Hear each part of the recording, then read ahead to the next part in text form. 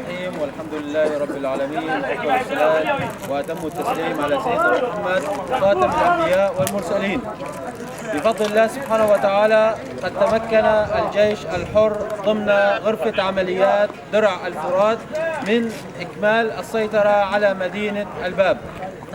وبهذه المناسبة لا يسعنا إلا أن نستذكر دماء الشهداء الطاهرة، هذه الدماء التي روت أرض سوريا على امتداد الوطن الحبيب.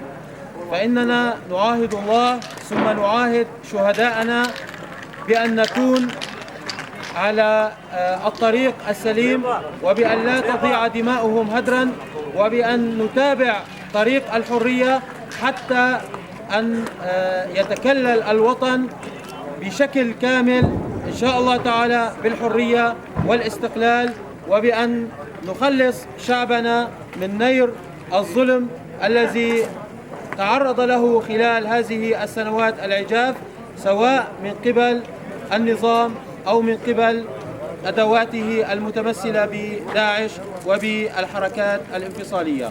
الله أكبر.